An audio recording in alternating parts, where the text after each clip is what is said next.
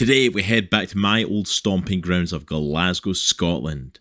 There's a supernatural serial killer on the loose, but can Detective Ronnie Lang uncover the dark secret behind these killings, or is he truly out of his depth? This is Every Last One, numbers 1 and 2.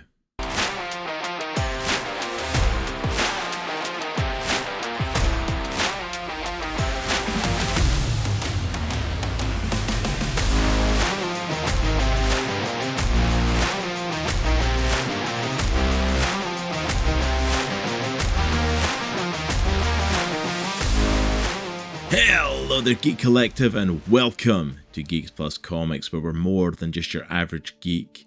My name is Cross, and thank you for joining me as we check out Every Last One, issues 1 and 2, coming from One Shot Comics, and written and created by Scottish writer Gary Chudleigh. This was a Kickstarter comic that was successfully funded last year, issues 1 and 2 being successfully funded, and issue 3 of the 3-part series still to come.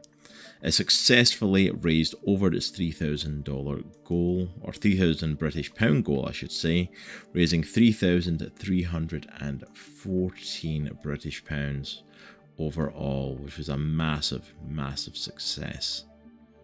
The comic is described as a 3-issue supernatural serial killer thriller set in the drab Gotham-like city of Glasgow.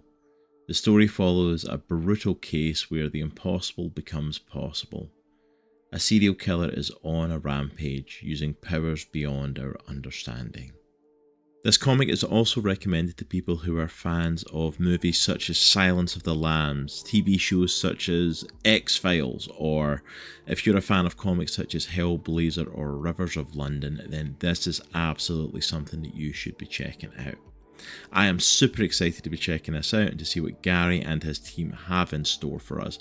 But before we get into that, go ahead and do all the usual YouTube stuff. Head on down below and hit that subscribe button, click that like button, and leave us a comment and ring that bell, just so that you can help us in this YouTube algorithm and help our channel grow, and we greatly appreciate it. It really does help us. Also as well, we are affiliates along with BCW Supplies. If you are a comic book collector, then I have no doubt you know who BCW are, and if you're like me, that's the people that you get your long boxes, your bags and boards and everything else from.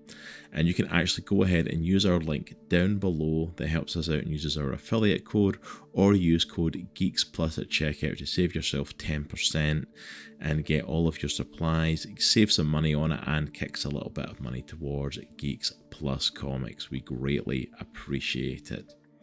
But that's all for me, so let's dive on in to Every Last One, numbers 1 and 2. Every Last One, numbers 1 and 2 are written by Gary Chudleigh. Artwork is by Dani, Coloma. Colours are from Lápiz and Buğra, Batuhan, Berah, with lettering from Rob Jones, and apologies if I've mispronounced any of those. Our first issue begins on a Friday night in Glasgow's West End. New rookie Detective Inspector Ronnie Lang walks into an active crime scene as the CSI are taking pictures and bagging evidence. He meets with his more seasoned partner, Debs, who comments that it's a good start for him just showing up to the crime scene, as her last rookie quit before even seeing her first dead body. But before Ronnie settles into his new role, he's hit by the awful smell that can only come from dealing with a decomposing body. And Debs tells him, "Welcome to homicide. The training wheels are now off." Deb asks Ronnie to show her how it's done, and he begins to analyse the scene. He notes that there's no sign of forced entry, and that the layout of the body along with the apparent cause of death indicates that it's suicide. Except that if the cut on the neck is self-inflicted, there's no way that a person would still be conscious long enough to cut themselves that deeply. So it may be a homicide after all, and there's no forced entry because they knew the killer. Deb checked with the neighbour that reported the smell coming from the apartment, but She didn't see anything suspicious and hasn't seen the deceased since he came home last Friday night with takeout. We jump forward to Saturday morning and meet the other protagonist of our story, a young woman named Kay.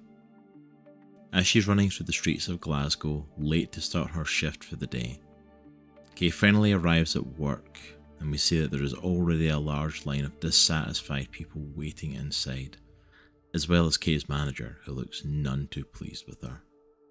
Her manager talks to her in the back, and we find out that Kay has done this at least 3 or 4 times previously. And unfortunately, they're going to have to let Kay go. Kay argues, saying that she needs this job, and grabs onto the manager, all while her eyes go completely white and something spreads across her face.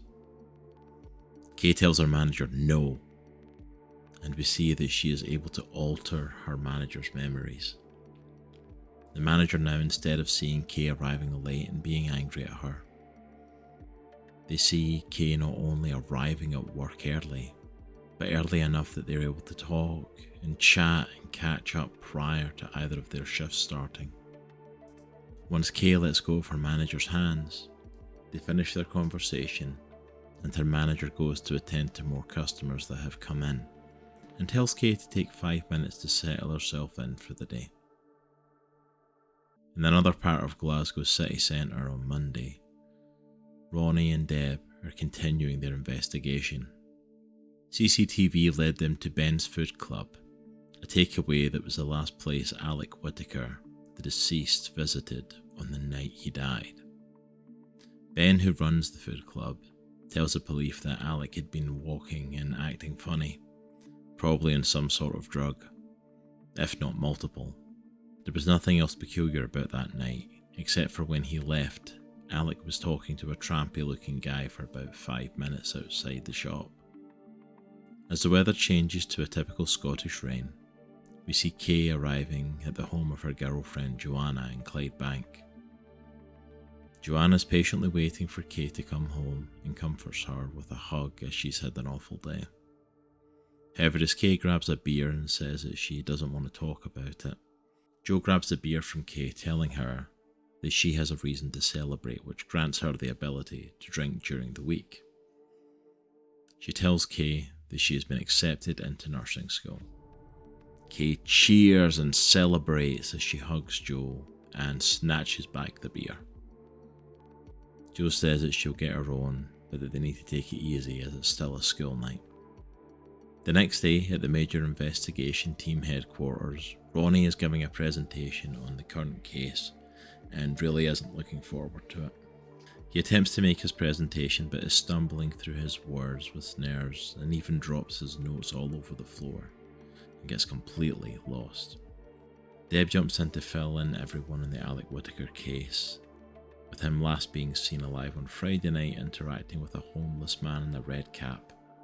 And after buying his takeout, red caps seem to follow him. They now need help investigating the homeless that are in the area and scouring CCTV footage to find him. Following the disastrous presentation, Deb's supervisor talks to her to ask if she thinks that Ronnie is up to the task. She believes that he is, and is highly recommended by the Criminal Investigation Department, though her supervisor thinks that they just wanted to get rid of him, as there's a stench around his family name, although we don't get an elaboration on exactly what that is yet.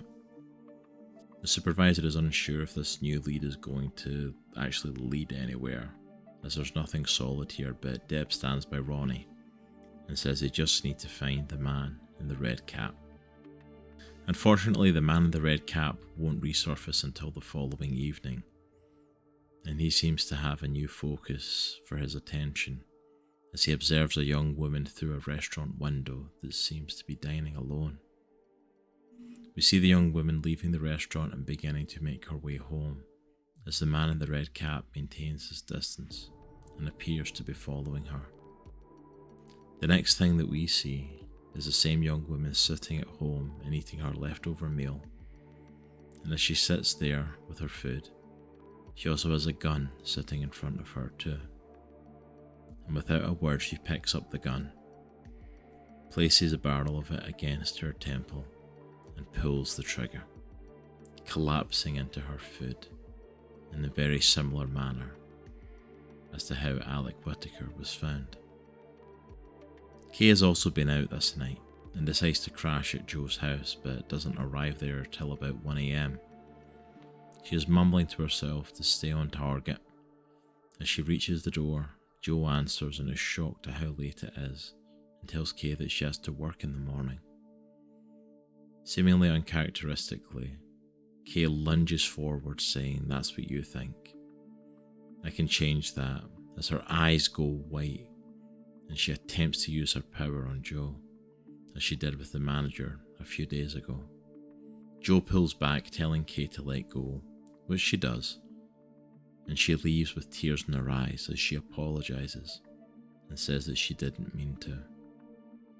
The following night we're with Ronnie as he continues to make his way through the homeless community in Glasgow in hopes of finding the man in the red cap, and he may finally have some information. Ronnie talks to a guy that says he's seen him before. A few months ago he came to the community and touched his friend Davy's arm and made him swap clothes with him. Ronnie asks how and is told that it was like mind control, like the guy was pulling a Jedi mind trick on Davy, but unfortunately Ronnie can't follow up with Davy himself, as he OD'd a week prior. Ronnie is called back to the station as news of the new victim has been reported. Name Kirsty Jordan and same MO as the other victim. A well-off orphan with no idea where they came from. Ordered a takeaway dinner and apparently committed suicide while eating it. Only difference this time is they found weapons at her apartment. A lot of weapons. Enough to invade a small country. They decide to look at SID, the Scottish Intelligence Database, and see if they can find anyone else that meets this pattern and potentially get ahead of the killer. We then round out our week with Kay back at her mom's house as she's called down for dinner. As she comes down to eat, her mom says that she's looking rough and asks if she would like to talk about it, but Kay says she doesn't. Her mom then says how about she earns her keep at the house and take out the trash for her. Kay protests that she's a guest, to which her mom tells her that this is and always will be her home, and you can't be a guest in your own home. Kay relents and takes the trash out to the trash cans, and as her first issue comes to a close, Kay is approached from behind and grabbed by the man in the red cap. Kay yells at him to get off, but he says it's your time, little one, as both of their eyes go white, and mentally, Kay yells at him, "Get out of my head." As issue 2 begins, we join Kay and Joe as they're lying in bed, snuggling up with each other and reading. When all of a sudden, Kay hears a honking noise and questions what it is. Joe tries to calm her and tells Kay that it's just the pipes, but in her mind Kay hears a voice telling her to keep going. Kay can't shake the feeling that something isn't right and senses something outside the bedroom door. As she opens the door, a voice tells her to stay in her lane. All the while, Joanna's face begins to twist and contort into an evil smile. The room begins to crumble into a white void, and the voice is all of a sudden coming from Joanna too. Joe attacks Kay, but Kay is able to overpower her and tosses this bizarre version of her into the void. Kay sees a door still standing and darts towards it, as the voice yells, "No, you unruly brat, no!" Kay opens the door and finds herself standing in the middle of the street with a car honking its horn at her and her mom trying to get a response. Kay tells her mom that she thought she'd go for a late night walk and just got a little dizzy, and her mom continues to worry and check on her as we see the man in the red cap disappear into the night. Kay immediately calls her friend Logan to tell him what happened. She tells him that the guy had the same ability as her and that she could tell that he knew her. Logan asks if it was another student, but Kay couldn't sense any more information when she interacted with him. Logan said for her not to worry about him, as he's a big guy and has had assholes come for him before, and he's handled it, so he isn't too worried about this one. A few days go by and we see Kay at the store picking up a few things. She tries to check out but gets into it with one of the workers when she tries to buy vodka, and he asks for her ID which she doesn't have with her. Frustrated with the situation, she grabs the guy's arm and uses her powers to make him think that she did show him ID, so that she can buy the vodka and get on with her day. But someone's watching Kay's little trick. Detective Inspector Ronnie Lang has tracked her down through his search in the Scottish intelligence database. As Kay comes out of the store, Ronnie approaches her and starts to walk with her. He explains he's investigating a murder, and the killer appears to be able to make people kill themselves just by touching their arm. And although this sounds crazy to him, it may not sound like such a crazy concept to Kay. Ronnie begins to ask her to come to the station, and she lashes out at him. He says surely what the killer is doing and what Kay just did can't be real, which Kay agrees with. No way it can be real. He asks her to help save lives and doesn't want to come back with a warrant. To which Kay challenges him, asking what evidence he has for a warrant, as no one would believe him. We join Ronnie and Debs back at the Police Scotland HQ in the city centre. Debs tries to ask what's wrong with Ronnie, but he just tries to play it off as nothing, or that it's all because Kay was unwilling to cooperate. He doesn't dare say the full extent of what's happening. They check into evidence to look at the new evidence pulled from Alec Whittaker's home. It turns out on further investigation, he had a secret compartment behind his bookshelf, and that just like the other victim, Kirsty, he had a plethora of weapons and passports. With the passports being well used and the guns being traced to the killing of an MSP, a member of the Scottish Parliament, 2 years prior, as well as possible other killings. And the DNA on Kirsty's knives matches a Middle Eastern diplomat that had been killed in Merchant City. All of Redcap's victims are assassins. Ronnie doesn't think that these are Redcap's first kills and wants to look for similar deaths that may be linked. They're able to find another two victims that had their last meal and appeared to kill themselves while in the middle of eating. There was no record of them on Sid, but Ronnie would bet money that they are orphans, and they all came from the same place. Kay finds herself walking down a dark hallway, bathed in red light. She's walking towards the door with a glimmer of light peeking through. Then she hears a voice in her head again saying, "You knew, Kay. You knew. How could you let it happen? You knew. You always knew."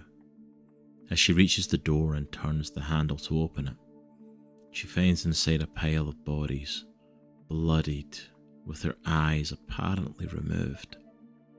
The voice screams louder and louder, "You knew. You knew. You knew." When she wakes up in Joanna's apartment screaming. It's been 5 days since she last talked to Logan. Since then, she's texted him but gotten no response. Joe tries to comfort Kay and offers someone to talk to if she needs to get stuff off her chest. Someone to speak to so that she can sleep again. But Kay is too panicked now. Kay says she's fine, but she can't be around Joe as it's not safe, which totally freaks Joe out, as she has no idea what she means and has seen Kay spiralling for months without talking about anything. But instead of talking to her, Kay leaves. Kay goes to Logan's apartment and buzzes his place incessantly, but there's no response. And now she is really worried. So worried that she goes to the police station, looking for Ronnie. Ronnie grabs Kay a coffee as they talk. She tells him about Logan being missing and confirms that he is like her. He'd be a target for whoever's attacking people with powers. Kay also tells Ronnie about being attacked, but she was able to stop him with her ability. Ronnie has her fill out missing persons paperwork so they can gain access to Logan's property and check it out. As she does that, Ronnie asks if Kay is an assassin, and she tells him that she could have been if she hadn't flunked out. Ronnie is taken aback and says he can't tell if she's joking or not. Kay tells him to find her friend, and then they'll talk. They make it into Logan's flat, but he's not there. Ronnie tells Kay that all the other victims were found in their houses, so this is a good thing, actually. Next moment, Kay gets a phone call from Logan. Logan says that he's been staying with some old university friends and there's a crap signal there, so he only just got her messages. He asks why he can see police on his doorbell cam, and she tells him that she thought he was dead, and whoever attacked her has been killing people like them. All of a sudden, Logan says that he thinks there might be someone following him. He's sure he's seen this person before, and Logan asks her to hurry. Ronnie and Kay, along with the SWAT team, make their way to Logan's location.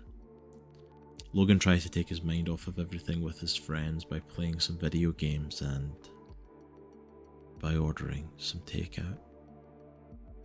As Ronnie and Kay arrive, Kay is blocked by police but uses her powers to force them to let her past.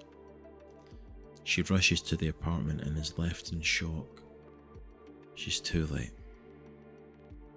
By the glow of the TV, she sees her friend Logan, collapsed over his meal, with a knife in his hand, the latest victim of the man in the red cap. Hey there, Geek Collective. Did you know that Geeks Plus is also on Patreon?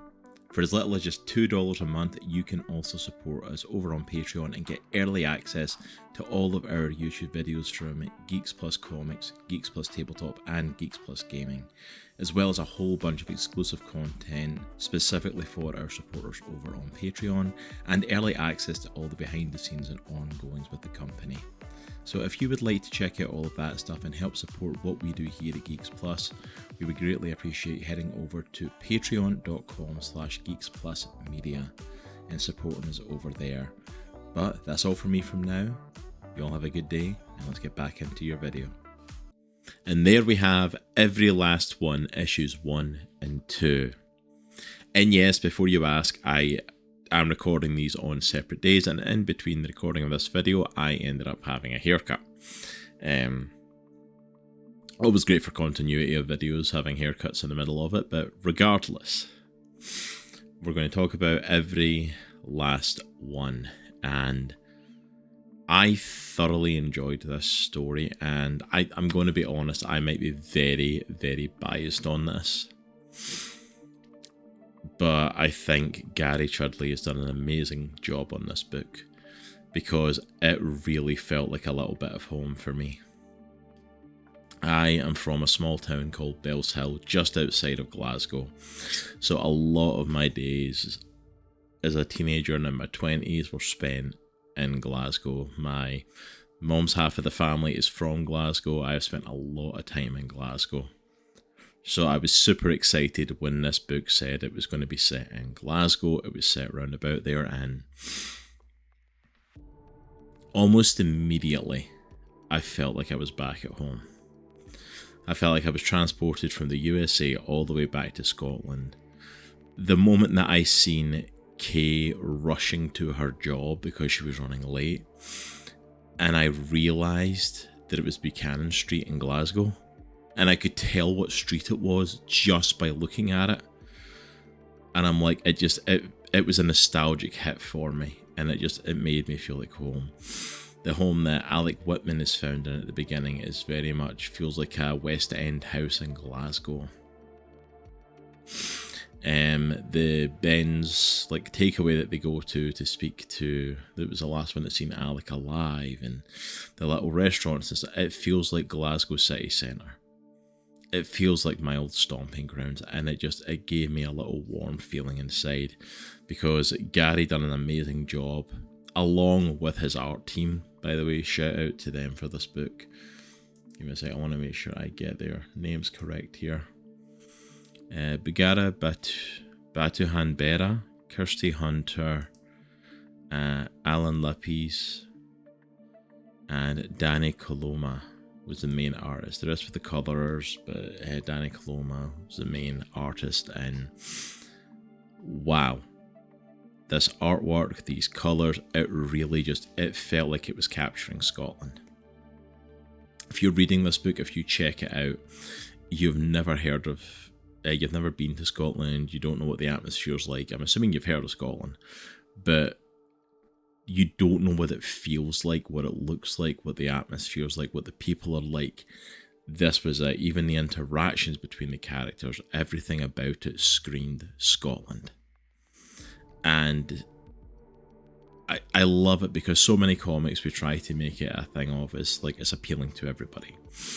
And I don't think the book's not appealing to everyone, but a lot of people try to make it very much like it's in its own little place.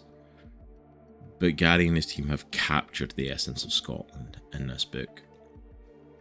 And I'm super excited that there's at least one more issue to come in it.